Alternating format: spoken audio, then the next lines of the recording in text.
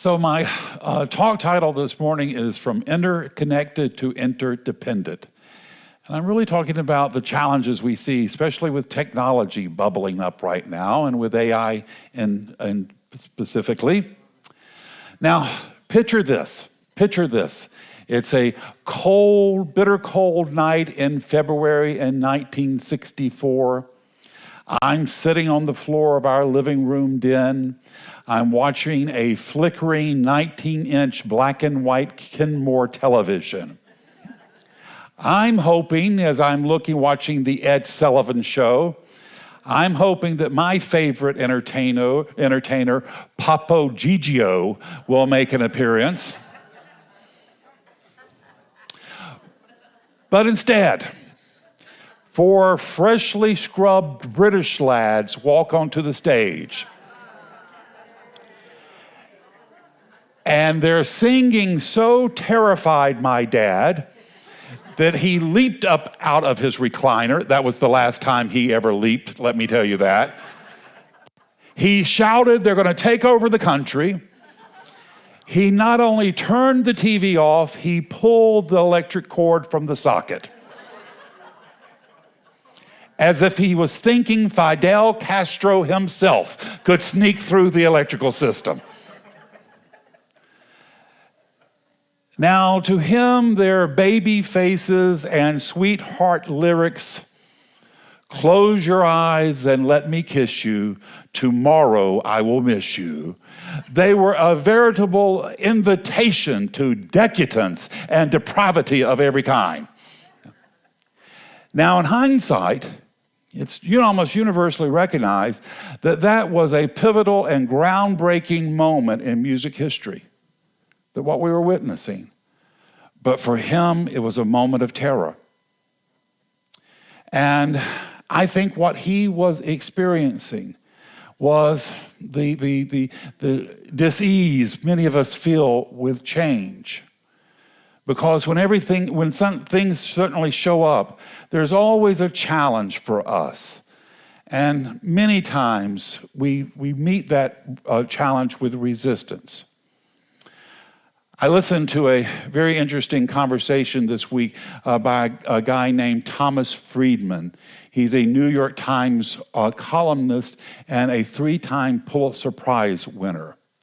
And he was talking about the tension that we're feeling globally, and he went into something much deeper. He was talking about the development, one developer of AI, it's a company called Anthropic. And they have created a platform that is so powerful that it can break the code of any system. So they have sent out a warning to both governments and banks and institutions, telling them, you've got to prepare for this. You've got to have your safeguards set up. And they're also telling them, no one government is going to be able to do this on their own. You better be talking to one another and finding what everyone else is doing, because this challenge is too big for any one institution to meet it on its own. Friedman writes that this technology will require the world to work together, and that we need to realize that we're not just interconnected, we're interdependent, and that our survival is going to be based on that interdependence. Interconnected just means I affect you, but interdependent means I need you. My survival needs you. Your well-being is not separate from mine. Your suffering doesn't stay over there. What happens anywhere eventually shows up everywhere. And this isn't a new idea for spirituality. New thought, we talk about there is just one life. In Buddhism, they talk about an interbeing. And in Christianity, they talk about the body of Christ. We are not separate beings trying to connect. We are expressions of a unity that we're learning to recognize. And we're entering that world very quickly, where the idea of standing alone just doesn't hold up anymore. Where it doesn't matter if it's with technology or healthcare, the environment, or the economy, there's not safety in isolation. And we're either going to find a way to support one another, or we are going to feel the consequences altogether. The illusion that we can go it alone is fading. And that's just not political, it's spiritual. Now, this isn't new. We've been dealing with this from the very first. I am certain that the first person who figured out how to deal with fire, that there were complaints about that. We don't need that light during the night. I don't want my meat cooked. If raw meat was good enough for Granddaddy, it's good enough for me. There's an interesting, it's largely forgotten now, but in the 1800s, there was a rebellion of the textile workers in England. And what happened there, they had figured out a way they could use cards so that the textile machines could create patterns. And so very skilled spinners were no longer needed. And these people rebelled because they were afraid of losing their livelihood, their identity. And they didn't understand this creation. They were afraid it was going to take everything from them. And so they went on a rampage and they smashed all the spinning machines. They became known in history as the Luddites. Now, not because they were foolish, but because they were human. And what they were acting against, that new system of how cards could create a spinning pattern, it's intellectually fascinating that those cards are actually the seed, the antecedent to what will become our computers. That long ago, innovation was building towards greater success of how we live today. So what may look like a threat may be the beginning of a transformation. And I think that's exactly where we are today. And some of us will react well and adapt and learn, and because we're doing that, we will bring in new observations and new possibilities for our lives. And some of us will live in fear. And we want to try to overcome that because I think it's an opportunity for a lot of freedom, and particularly for us as we age. Imagine a world, which is going to happen very soon, of self-driving vehicles, of how that will allow us, as we get less, our eyesight decreases, our response. I'm terrified to drive across the grocery store on double coupon day as it is. It will give us a lot more freedom. It's going to particularly show up in the medical industry, where doctors will be able to analyze tests within seconds and spot illnesses early and more accurately. And we can save life even before symptoms appear. And I think where it will have a huge impact is in elder care. I was visiting a friend this week who's in a nursing home. And it's one of the better ones here. But even the best ones here aren't that great. And it's not because they don't have staff that are caring, that don't want to do the job. The problem is the staff is overwhelmed. There's not enough of them. And he had called because he needed some help. And the woman was an hour late getting there to him.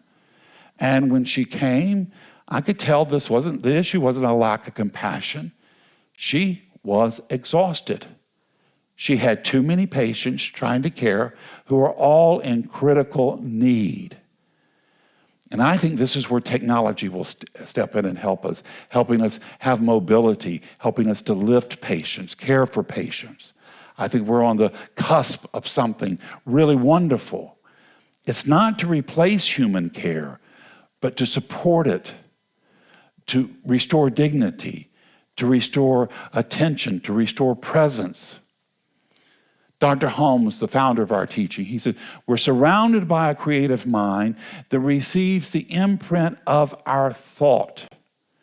It's like Victor said, when we think into this creative mind, it shows up in our lives as possibilities. Now, it's up to us if we're going to use those possibilities to bring more love and light and compassion into our lives, or are we going to cross over and stay in fear? Because when we are in a fearful mode, we bring more fear into our lives. I told you the story many times. I was up in New York City with my partner and 2 nieces. And Tom grew up in New York, and so he was always kind of scared of the situation in the city. And he was particularly concerned about my 2 little nieces. They both were in their 20s by that time. And he was worried that we didn't want to get into trouble in New York. There are mean streets of New York City. We were down in the Broadway district, but hey, it's a tough city. It's twilight, the street lights haven't come on just yet. We're walking down one of the avenues. All of a sudden he looks up and he's in a panic because what he thinks is a gang of guys are coming down the street, and we've got to get on the other side of the street as fast as we can. We risk our lives, crossing traffic. We get on the other side and we look over it to this gangs. Is it the Bloods? Is it the Crips? Who are these guys? Do they have machetes? Do they have chains? It's a bunch of Boy Scouts. They're out selling cookies. We risked our lives in New York City traffic for Boy Scouts. That's what happens when you're in a fear mode. Lo, the thing I feared the most is now upon me. Fear is one of the greater creators in spirit. It's amazing how we can manifest fearfully more than we can manifest in love. Why do we do that? Because we're so convinced of our fears. They come with a lot of emotional baggage. And so it's easy when we're constantly dwelling in fear. And boy, howdy, the news media wants you to do it. Politicians, the health insurance companies, the regular insurance companies, they're all bought in to keep us in fear. So every moment we have that idea of separation, and that's what fear is. We're pulling ourselves away from the unity of spirit. And this is the moment we're living in. I believe we're living in a turning point, a point of spiritual inflection, where we're being invited. We can either carry on this path or we can choose. We can go from fear to trust, from control to cooperation. And I know it sounds naive, but here's the truth. The naive thinking is that we can continue on and that it's going to be okay. We're going to have to change. Now, I know this sounds philosophical and it sounds like it's out there, but it's very practical because we live with this on a daily business. How do I deal with my boss? How do I deal with the coworkers? How do I deal with my neighbor? Interdependence includes our neighbors, even the one that decides at 7 o'clock on a Saturday morning to crank up the leaf blower. Especially that one. So how does this play out in our lives? It means we go from listening instead of reacting, to understanding instead of judging, from choosing compassion over fear. And I want to share, this is the biggest thing. Do not feed those energies. Those energies of fear and judging and reacting. We've got this whole system that's set up to keep us on the bright burning edge of fear and judgment and reaction. And if you feed that energy, that will increase in your life. The old Native American story, the wise teacher, he tells the young boy, you've got these two dogs fighting in your thoughts. One is fear and the other one is love. And the student, which will win? Well, the one you will feed. Are you going to feed love and compassion? Or are you going to feed hate and anger? They're both hungry. And the one that gets the strongest is the one that will be in charge of your life. So it means we have to ask ourselves, is this serving the whole or does it just serve me? Because when we serve the whole, we're included in that whole. The world is not becoming interdependent. It always was. We're just waking up to it. And the invitation becomes to live from awareness, to think from awareness, to act from that awareness. We are not here to fear the darkness. We're here to recognize the power and goodness that flows through us, and to know that power and goodness is us. It is what has called us by name from stardust so we can walk this soil, so we can be channels of its compassion and mercy. We are here to recognize that, to know that, and live from it. Because the life in you and the life is me is the same life. And the moment we begin to live by that, and not just think it, but live it, to believe it, then something will shift, something dramatic. And it only takes one little bit of something to make a huge shift. And you don't know how far that little bit of change is going to go. You see, the Luddites, they smashed cards that could produce textile patterns. Those cards would go on to be what runs our computers today. They could not have envisioned such a possibility. You cannot envision the possibility that Spirit has in mind for you, for more love and compassion. You don't know where your instinct for healing and blessing is going to lead. What gardens of joy and love that you're creating. It talks about living from a higher ideal for ourselves, not just for us, but for the world. We're not learning to be connected. We're learning that we never were separate. So on that cold and bitter night in 1964, when the little freshly scrubbed British lad singing about, kiss me tomorrow, I miss you. 7 years in advance, they were singing a much deeper song. I think fame and wealth and the acclaim, it caused them to go deeper into their thoughts. And so 7 years later, John Lennon would be singing, imagine all the people sharing the world. And maybe that's what we're being invited into, to live from a more connected world, a more caring one. You may say I'm a dreamer, but I'm not the only one, because it's not a dream. It's a decision. It's a decision. It's a decision to know who we are and whose we are. We're children of the Most High. We haven't come here to be victims. We're not here to grovel. We're here to stand upright to announce our good. We're here to look out on the world and say, we've had enough. We've had enough of all this nonsense. We're going to live together. We're going to bring the world about and live the best we can live for one another. Making sure that children raise up in good homes, good education, good health care, looking after our elderly people. It is not too much to ask for. It's just enough to ask for.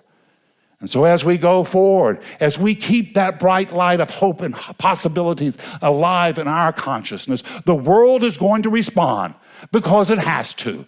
Because like Victor told you, those ideas of living in more health, those ideas of humanity living together, sharing a world, that's not an idea we came up with. That's a Spirit-inspired idea. And if we will have faith in it, if we will live from it, we will see it. This lifetime, this moment, this world, this creation, this is what we've come to do, to witness, to witness how much we are loved and supported by God. We are here to be awed by how wonderful we are.